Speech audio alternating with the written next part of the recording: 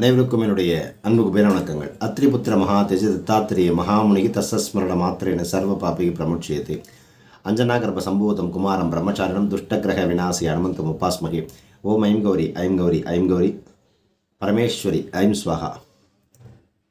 அபவிக்ன அவினாஷின் அபராஜிதா சித்தியோக சுகதி. அன்பர்களுக்கு என்னுடைய மூக்காம்பிகை அக்ஷய குபேர வணக்கங்களை உரித்தாக்கி கொண்டு இந்த பதிவில் பார்த்திங்கன்னா புத ஆதித்ய யோகத்தை பற்றி பேச போகிறோம். புத ஆதித்ய யோகம் ரொம்ப விசேஷமான ஒரு கிரகம். இந்த புத ஆதித்ய யோகத்தை புதன் ஒரு ஜாதகத்தில் நல்லபடியாக அமைஞ்சிடுச்சு அப்படின்னா சில விஷயங்கள் நம்ம கஷ்டப்பட்டு உழைச்சி சம்பாதிக்கிற காசை இவங்க பேசியே கொண்டு வந்துடுவாங்க. அந்தளவுக்கு சக்தி பெற்ற கிரகம் இந்த புதன் கிரகம். வரக்கூடிய பிப்ரவரி மாதத்தில் இந்த புத ஆதித்ய யோகம் பார்த்திங்கன்னா மகரத்தில் சூரியனுடன் புதன் 4 கிரகங்களுடைய 4 ராசிக்காரர்களுக்கு ஜாக்பாட்டோ மட்டும் இல்லாமல் சூரியனுடன் கூட்டணி போடுது. அப்போ சூரியன் புதன் கூட்டணி சேரும் பொழுது புதாத்திய யோகம் பிப்ரவரி மாதத்தில் யாருக்கு நற்பலன்களை கொடுக்கும் அப்படிங்கிறது ரொம்ப விசேஷமான ஒரு பரிகாரம். எதுக்கு சார் இந்த யோகங்கள் இந்த பலன்கள்? நான் நிறைய இதில் சொல்கிறது தான். ஒரு ராசிக்காரர்களுக்கும் ஒரு கிரகம் ஒரு விதத்தில் நன்மை பண்ணிட்டு இருக்கு. இப்போ நம்ம பலவிதமான வீடியோக்களை போட்டுட்டு வந்தாலும் கூட எல்லா வீடியோவும் ஒருத்தர் ஒரு வகையில் பார்த்துட்டு வந்துட்டு இருப்பாங்க. அப்போ நான் சொல்லக்கூடிய வீடியோக்கள் பார்த்திங்கன்னா சொல்லக்கூடிய பரிகாரங்களோ சொல்லக்கூடிய கருத்துக்களோ பார்த்திங்கன்னா அந்த கிரகம் அவங்களுக்கு அது மேட்ச் ஆகிடுச்சு அப்படின்னா சொல்ல பலன்களும் அவங்களுக்கு செட் ஆகும், கரெக்டாக இருக்கும். எல்லா கிரகங்களும் எல்லா வீடியோவும் எல்லா நபர்களுக்குமே பொருந்தாது. அந்த ஜாதகத்தில் அவர்களுக்கு அந்த கிரகம் வலிமை இழந்தோ இல்லை வலுப்பெறக்கூடிய தன்மையோ நான் சொல்லக்கூடிய கருத்தும் அவங்களுக்கு அந்த கிரகம் மேட்ச் ஆகிடுச்சு அப்படின்னா அந்த நபருக்கு அது பொருந்தி வரும். ஸோ அவங்களுக்கு அது கண்டிப்பாக அந்த தகவல் போய் சேர்ந்துடும். அப்போ நம்ம கொடுக்க வேண்டிய நிலமத்தில் இருக்கிறோம். அப்போ எல்லா விதமான விஷயங்களும் நம்ம கொடுத்து தான் ஆகணும். அப்போது வெறும் ஜாதகத்தில் கூடிய பலன்களை மட்டும் சொல்லாமல் இனிமேல் அடுத்தடுத்த விஷயங்கள் எல்லாமே என்ன பண்ண போகிறோம் அப்படின்னா கொஞ்சம் வித்தியாசமாக என்ன பண்ண போகிறோம், பழங்கால கோவில்களில் இருக்கக்கூடிய விஷயங்களை பரிகார முறையை பயன்படுத்தி ஒரு நட்சத்திரத்துக்கும் ஒரு ராசிக்கோ இல்லை ஒரு லக்னத்துக்கும் பார்த்திங்கன்னா எந்த கோவில் ஒத்து வரும், எந்த கோவிலில் போய் எதை தொட்டோம் அப்படின்னா ரிசல்ட்லாம் வரும் அப்படிங்கிறத நம்ம நிறையா விஷயங்கள் அடுத்து பேசலாம். தொடர்ந்து பாருங்கள். சப்ஸ்கிரைப் பண்ணாதவங்க சப்ஸ்கிரைப் பண்ணி வச்சுக்கோங்க. அப்போ தான் நிறைய விஷயங்கள் உங்களுக்கு பொக்கிஷமாக கிடைக்கும். பிப்ரவரி 1ஆம் தேதி முதல் பார்த்திங்கன்னா சனியினுடைய வீடான மகர ராசியில்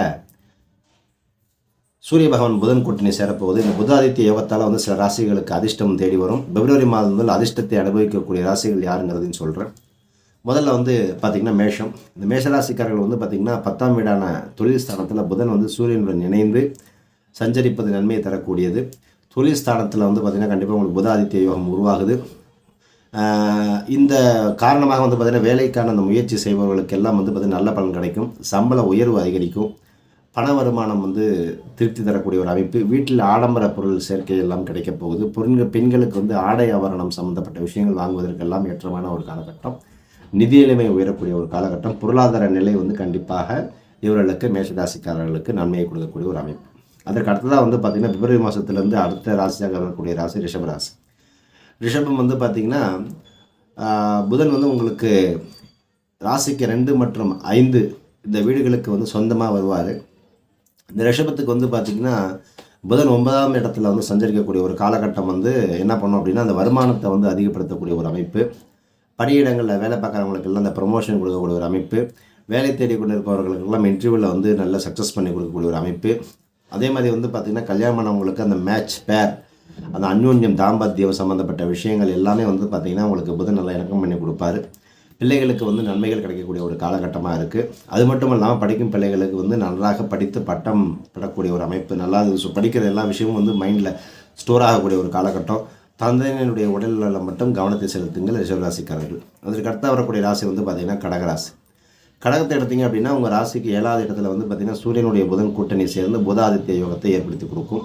தொழில் வியாபாரத்தில் வெற்றியை ஏற்படுத்தி கொடுக்கும். 2ஆம் வீடு அதிபதியும் 12ஆம் வீட்டு அதிபதியான கூட்டணி சேர்ந்து என்ன கிடைக்கும் அப்படின்னு கேட்டிங்கன்னா உங்கள் ராசியை பார்க்கும் பொழுது சொத்து சேர்க்கை சம்மந்தப்பட்ட விஷயங்கள் வாங்கிறது விற்கிறது இந்த மாதிரி விஷயங்கள் அசட்டு சம்மந்தப்பட்ட விஷயங்களை கடகராசிக்காரர்களுக்கு ஏற்படுத்தி கொடுக்குது.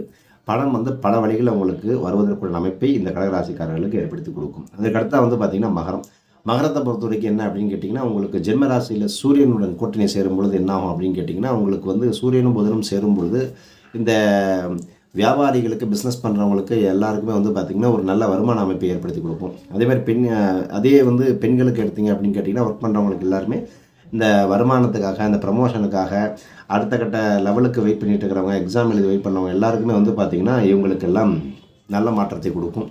அடுத்தது வந்து பார்த்திங்கன்னா புதிய முயற்சிகளுக்கெல்லாம் வெற்றியை கொடுக்கக்கூடியது. வேலையில் இருந்தக்கூடிய இந்த பிரச்சனைகள் எல்லாம் தீரும். உங்கள் வருவாயினால் வந்து பார்த்திங்கன்னா வீட்டில் இருக்கக்கூடிய உற்சாகம் சம்மந்தப்பட்ட விஷயங்கள் எல்லாம் அதிகரிக்கக்கூடியது. அதாவது ஒரு நல்ல வருமானம் வீட்டில் அதிகரிச்சிடுச்சு அப்படின்னா வீட்டில் வந்து சந்தோஷத்துக்கு குறைவு இருக்காது. அதே போல் வந்து பார்த்திங்கன்னா புதாதித்ய யோகத்தெல்லாம் வெற்றிகளை அனுபவிப்பதற்காக இந்த மகர ராசிக்காரர்கள் தயாராகுங்க. அதாவது இந்த சனி வந்து பார்த்திங்கன்னா ஒரு இடத்துல மகரம் வந்து பிரச்சனையில் கொடுத்தாலும் கூட அடுத்த கிரகம் வந்து பார்த்திங்கன்னா புதன் வந்து சில வகையில் சப்போர்ட் பண்ணும். நல்லா புரிஞ்சுக்கிங்க. உங்களுக்கு குரு தசையாக இருக்கட்டும், சனி தசையாக இருக்கட்டும், ராகு தசையாக இருக்கட்டும், கேது தசையாக இருக்கட்டும், எந்த தசை வேணா இருக்கட்டும், முதல்ல நீங்கள் வந்து பயப்பட வேண்டிய அவசியமே கிடையாது. காரணம் என்ன அப்படின்னா ஒரு சனி பெயர்ச்சி, ஒரு குரு பெயர்ச்சி, ஒரு ராகு பெயர்ச்சி, ஒரு கேது பெயர்ச்சி மட்டும் வச்சு உங்கள் ஜாதகம் இயங்கலைங்கிறத மட்டும் மனசில் தெளிவாக எடுத்துக்கோங்க. அந்த கிரகத்தோடு சேர்ந்து சப்போர்ட்டிவ் பிளானட்ஸ் நிறையா இருக்குது. ஸோ அந்த கிரகங்களும் எங்கெங்கே இருக்குது, எந்தெந்த இடத்துல இருக்குங்கிறத பொறுத்து தான் நீங்கள் இயங்குவீங்களே தவிர வெறும் சனி பயிற்சியை மட்டுமே பார்த்துக்கிட்டு ஓடாதீங்க. அது மட்டும் நீங்கள் பயப்படணுங்கிற அவசியமே இல்லை. அப்போ ஒரு சனியாக இருந்தாலும் சரி, ராகுவாக இருந்தாலும் சரி, குருவாக சரி, அதை விடுங்க. அந்த தேவையில்லாத பயம் தான் அங்கே என்ன பண்ணணும் அப்படின்னு கேட்டிங்கன்னா பிரச்சனைகளை உருவாக்கி கொடுக்கும். பயத்தை விடுங்க. அது பாட்டுக்கு அது வேலையை செய்யுது, நீங்கள் பாட்டு உங்கள் வேலையை செய்யுங்க. நல்லது நினைங்க, நல்லது செய்யுங்க, நல்லதை பாருங்கள். நடக்க வேண்டிய விஷயங்கள் உங்கள் உழைப்பை கொடுங்க. நடக்க வேண்டியது அந்த நேரம் வரும்பொழுது அந்த கிரகங்கள் கண்டிப்பாக எடுத்து கொடுத்து உங்களை ஆக்டிவேட் பண்ணும். இப்போ ஒருத்தர் வாங்கிட்டார் அப்படிங்கிறதுக்காக இந்த என்ன சொல்கிறது, ஒரு காழ்ப்புணர்ச்சிக்காகவோ போட்டிக்காகவும் பண்ணாதீங்க. ஏன்னா அவருக்கு அந்த நேரத்தில் அதை வாங்க வேண்டிய சூழ்நிலைகள் ஏதோ ஒரு வகையில் கிரகங்கள் ஆக்டிவேட் பண்ணி அதை கொடுத்துருச்சு. இப்போ உங்களுக்கு அந்த நேரத்தில் இல்லாத போது நீங்கள் போய் கடை வாங்கி அவருக்கு நான் இதாக பண்ணுறேன்னு சொல்லி நீங்கள் கடை வாங்கி இந்த மாதிரி அழிஞ்சு போனவங்க நிறைய பேர். வீடு ஈக்குவலுக்கு இவ்வளோ வீடு வாங்குறது, கார் வாங்குறது, இதெல்லாம் விட்டுருங்க. உங்கள் ஜாதகத்தில் உங்கள் தலையெழுத்தில் உங்கள் கிரகங்கள் எப்போ ஆக்டிவேட் பண்ணணும், எப்போ கொடுக்கணுன்னு இருக்குதோ அப்போ தான் கொடுக்கும். அது வரைக்கும் நீங்கள் கொஞ்சம் பொறுமையாக தான் இருந்தாலும் அது வரைக்கும் நீங்கள் வந்து இன்னொருத்தரை கம்பேர் பண்ணிக்கிறத விட்டுட்டு உங்களுடைய திறமைகளையும் உங்களுடைய சிந்தனைகளையும் உங்களுடைய பார்வையையும் நல்ல வழிக்கு எப்படி கொண்டு போகிறது, உங்களை நீங்கள் மெருகேற்றிக்கிறது எப்படி, இப்படி தான் வளர்ச்சியானவர்கள் நிறைய பேர் வந்து வாழ்க்கையில் வளர்ந்துருக்காங்களே தவிர அடுத்தவங்களோட கம்பேர் பண்ணிக்கிட்டு அடுத்தவங்கள வந்து குறை சொல்லிக்கிட்டு அடுத்தவங்கள வந்து மேட்ச் பண்ணிக்கிட்டு நீங்கள் பேசுகிறவங்களாம் வாழ்க்கையில் வளர்ந்ததாக சரித்திரமே கிடையாது. அப்போ நீங்கள் உங்கள் லைஃப்பில் வளர்கிறதுக்கு செட்டில் ஆகிறதுக்கு ரொம்ப லேட் ஆகுதா, அப்போ நீங்கள் உங்களை நீங்கள் வளர்த்திக்கிறதுல ஏதோ ஒரு வகையில் பிரச்சனைகள் இருக்குது, அதை நீங்கள் சரி பண்ணுங்கள். ஸோ உங்களை நீங்கள் வளர்த்தி கொள்ளும்போது தெய்வம் உங்களை 2 ஸ்டெப் வளர்த்தும். அப்போ நீங்கள் உங்களை வளர்க்காமல் வெறும் நீங்கள் வந்து நான் எவ்வளோ உழைக்கிறேன் எல்லாம் பண்ணுறேன் செய்கிறதே செஞ்சுக்கிட்டு இருந்தீங்கன்னா வர்றதே தான் வந்துக்கிட்டு இருக்கும். அப்போ மாற்றமாக உங்களை நீங்கள் மாற்றும் பொழுது கிரகங்களும் உங்களை மாற்றி கொண்டு போகும். அப்போ வாழ்க்கையே வந்து பார்த்திங்கன்னா மாற்றத்துக்கு உட்பட்டது தான். அப்போ மாற்றத்தை நோக்கி நீங்கள் நகரணும், உங்களுக்கு நிறைய விஷயங்கள் மாறணும் அப்படின்னா வழக்கமான பார்வையில் இல்லாமல் வழக்கமான செயல்பாடுகள் இல்லாமல் அதுக்கு அடுத்ததாக என்ன நான் எப்படி உயர்த்திக்கிறது, அதுக்கப்புறம் நான் எப்படி மெருகேற்றிக்கிறது, எதை நான் வளர்த்துக்கணும், எதை நான் மாற்றிக்கணும், இந்த மாதிரி விஷயங்களை அலசி ஆராய்ஞ்சு எடுத்து ஒரு பேப்பர் போட்டு எழுதி ஒர்க் பண்ணி அதுக்கு தகுந்த மாதிரி நீங்கள் மாற ஆரம்பித்து செயல்படுத்த ஆரம்பிச்சிங்கன்னா எல்லா கிரகங்களும் உங்களுக்கு நன்மை பயக்கத்தான் இருக்குது. எந்த கிரகமும் உங்களுக்கு எடுக்கிறதுக்காக இல்லை. அந்தந்த காலகட்டத்தில் அந்த கிரகங்கள் கொடுக்க வேண்டிய கர்ம பலன்களை கொடுக்காமல் போகவே போகாது. ஸோ இதெல்லாம் வந்து இந்த நெகட்டிவ் தாட்ஸாக விட்டுட்டு நான் சொல்லக்கூடிய இந்த புதாதித்ய யோகத்தை பெறுவதற்கு உங்களை நீங்கள் வளர்த்து கொண்டாலே போதும். இந்த யோகமானது தன்னாக உங்கள் கையில் வந்து சேரும் என்று சொல்லி இந்த பதிவை நிறைவு செய்கிறேன். நற்பவி நல்லது நிகழ்த்தும். ஓம் ஸ்ரீ குருப்யோ நமஹ.